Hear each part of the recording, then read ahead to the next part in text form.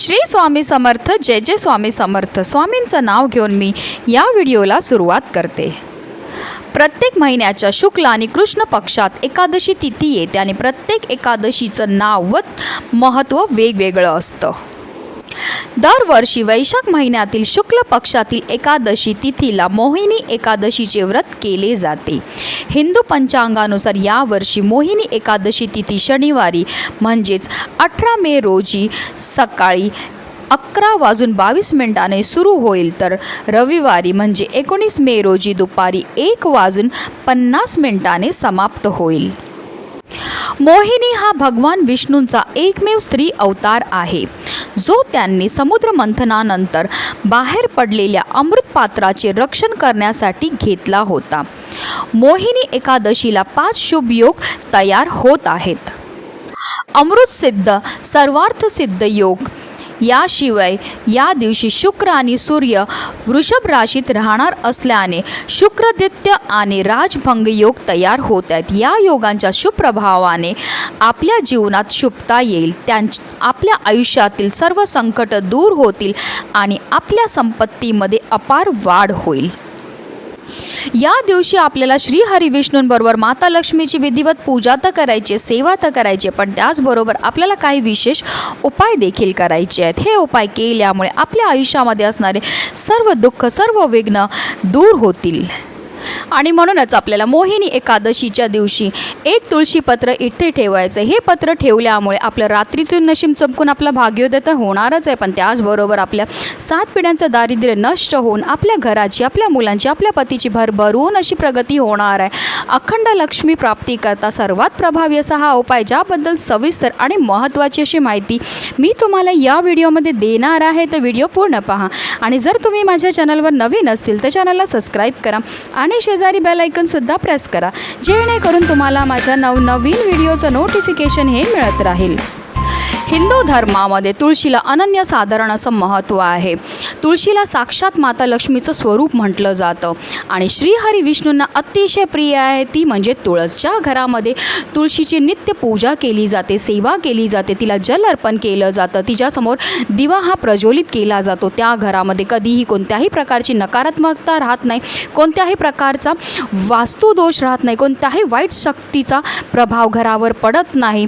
त्या घरावर अखंड माता लक्ष्मीची कृपा ही होत असते.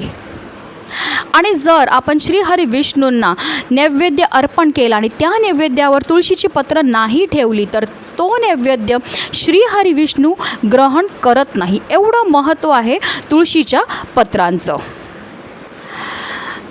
तुळशीला माता लक्ष्मीचं स्वरूप म्हटलं जातं, पण एकादशीच्या दिवशी आपल्याला तुळशीला स्पर्श करायचा नाही आहे, तुळशीची पत्र तोडायची नाही आहे, त्याचबरोबर तुळशीला जलसुद्धा अर्पण केलं जात नाही, कारण तुळशी म्हणजे साक्षात माता लक्ष्मी आहे आणि एकादशीला माता लक्ष्मीचं निर्जला व्रत असतं. जर आपल्याकडनं कळत नकळत तुळशीला स्पर्श केला गेला किंवा जल अर्पण केलं गेलं किंवा तिचे पत्र तोडली गेली तर त्यामुळे माता लक्ष्मीचं निर्जला व्रत हे मोडलं जातं आणि त्याचे दोषसुद्धा आपल्याला लागतात. म्हणूनच जे आहे आपल्याला जी तुळशीची पत्र तोडायची आहेत ती तुम्ही आजच तोडून ठेवायची आहेत.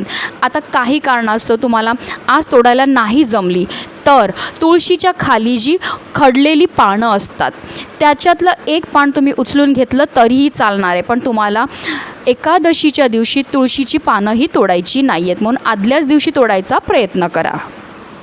आता हा उपाय आपल्याला कधी करायचा? जर तुम्हाला शक्य झालं तर सकाळीच उपाय करा, जेव्हा तुम्ही देवपूजा करणार आहे. देवघरामध्ये तुम्हाला दिवा हा प्रज्वलित करून घ्यायचा आहे, श्रीहरी विष्णू आणि माता लक्ष्मीची विधिवत पूजा करायची आहे. त्याच वेळेस तुम्ही हा उपाय केला तरीही चालणार आहे. किंवा काही कारणास्तव तुम्हाला सकाळी करायला नाही जमलं तर दिवसभरामध्ये तुम्ही कधीही हा उपाय करू शकता. तर तुम्हाला काय करायचं आहे, एक प्लेटमध्ये पाणी थोडंसं घ्यायचं आहे आणि त्याच्यामध्ये थोडं कुंकू टाकायचं आणि त्याचा जाडसर लेपसारखा तयार करून घ्यायचा आहे. आता आपल्याला तुळशीचीच काडी, तुळशीच्या खाली जी वाळलेल्या काड्या असतात त्या आपल्याला गोळा करून ठेवायच्या असतात. कधी पण असे उपाय केले तर आवर्जून तुळशीचीच काडी तुम्हाला घ्यायची आहे. तर आपल्याला काय करायचं आहे, तुळशीच्याच काडीने त्या तुळशी पत्रावर म्हणजे कुंकूचं जे आपण लेप केलं त्याच्यामध्ये ती काडी बुडवायची आणि त्या तुळशी पत्रावर आपल्याला स्वास्तिक हे काढायचं. स्वास्तिक काढताना नेहमी लक्षात ठेवा, स्वास्तिकमध्ये 4 बिंदू व्यवस्थित द्या. त्याचबरोबर स्वास्तिकच्या दोन्ही बाजूला 2-2 रेषा ह्या आपल्याला आवर्जून द्यायच्या असतात, कारण ते स्वास्तिकचं मर्यादा असतात. तर अशा रीतीने व्यवस्थित आपल्याला तुळशीपत्रावर स्वास्तिक हे काढून घ्यायचं. त्याचबरोबर आपल्याला एक पांढऱ्या रंगाचं कागद घ्यायचं आहे आणि एक लाल रंगाचं पेन घ्यायचं आहे आणि त्या पांढऱ्या रंगाच्या कागदावर आपल्याला लाल रंगाच्या पेनने आपल्या मनातली इच्छा लिहायची. आता ती इच्छा तुमची कोणतीही असू शकते. धन प्राप्तीकरता, घराबद्दल, मुलांबद्दल, पतीबद्दल, व्यवसायाबद्दल किंवा इतरही तुमच्या कोणत्या मनातल्या इच्छा असतील, ती इच्छा आपल्याला त्या पांढऱ्या रंगाच्या कागदावर लिहायची आहे. आता आपल्याला एक प्लेट घ्यायची आहे आणि त्या प्लेटवर आपल्याला मूठभर तांदूळ हे ठेवायचे आहेत आणि त्या तांदळावर ज्या पांढऱ्या रंगाच्या कागदावर आपण इच्छा लिहिली आहे ते पांढरं कागद ठेवायचं आहेत आणि त्या कागदावर आपल्याला तुळशीचं पत्र हे ठेवायचं आहे. आणि ही प्लेट जी आहे ती आपल्याला आपल्या देवघरामध्ये असणाऱ्या माता लक्ष्मीसमोर ठेवायची. प्लेट ठेवल्यानंतर त्या पानावर आपल्याला हळद, कुंकू, अक्षता, धूप, दीप, अगरबत्ती दाखवून घ्यायची आणि त्यानंतर माता लक्ष्मीला मनोभावे आपली मनातली इच्छा पूर्ण करण्याकरता प्रार्थनाही करायची आहे. आता आपल्याला देवघरामध्ये बसूनच आपल्याला जो पण माता लक्ष्मीचा मंत्र येतो तो 108 वेळा त्याचा जप हा करायचा. त्याचबरोबर आपल्याला 3 वेळा महालक्ष्मी अष्टकमचं सुद्धा पठण हे करायचं. अतिशय उच्च कोटीची ही सेवा आहे. ही सेवा केल्यामुळे माता लक्ष्मी फारच लवकर आपल्यावर प्रसन्न होते. ही सर्व सेवा करून झाल्यानंतर आपल्याला काय करायचं आहे, तो जो कागद आहे पांढऱ्या रंगाचा, त्याच्यावर जे तुळशीचं पत्र आहे तो कागद उचलायचा आहे आणि ज्या प्लेटमध्ये आपण तांदूळ ठेवले त्या तांदळांमधले आपल्याला 21 तांदळाचे दाणे घ्यायचे आहेत आणि त्या पांढऱ्या रंगाच्या कागदामध्ये आपल्याला ठेवायचे आणि त्याची पुडीसारखी आपल्याला तयार करायची आहे. त्यानंतर आपल्याला एक लाल रंगाचा कपडा घ्यायचा आहे आणि त्या लाल रंगाच्या कपड्यामध्ये ही जी पुडी आहे ती आपल्याला ठेवायची आणि ह्याची पोटलीसारखी आपल्याला तयार ही करून घ्यायची आहे. आणि त्यानंतर ही पोटली जी आहे आपल्याला संध्याकाळच्या अगोदर आपल्याला तुळशीच्या मुळांना बांधायची. आता लक्षात तुम्हाला हे ठेवायचं, एकादशीच्या दिवशी आपण तुळशीला स्पर्श हा करत नाही, म्हणून बांधताना तुळशीला स्पर्श होणार नाही. अगदी लांबनं हलगत तुम्हाला बांधून घ्यायचं आहे.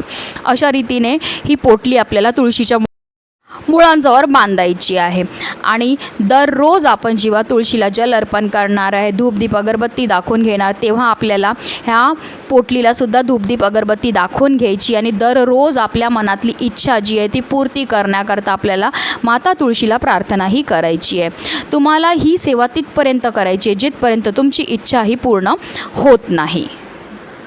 आणि ज्या दिवशी तुमची इच्छा पूर्ती झाली त्या दिवशी ती पोटली तिकडनं आपल्याला काढून घ्यायची आणि वाहत्या पाण्यामध्ये विसर्जित करायची. अशा रीतीने हा उपाय आपल्याला करायचा. नक्की करून पहा. हा उपाय केल्यामुळे आपल्या कष्टाला, आपल्या मेहनतीला, आपल्या नशिबाची साथ ही मिळायला लागते. त्यामुळे आपल्या घरामध्ये धन हे यायला लागतं, आलेलं धन हे टिकून राहायला लागतं. त्याचबरोबर आपल्या प्रत्येक कठीणातील कठीण इच्छासुद्धा पूर्ण होतात. म्हणूनच व्हिडिओ जास्तीत जास्त लोकांपर्यंत शेअर करा, जेणेकरून प्रत्येकाच्या आयुष्याचं कल्याण हो.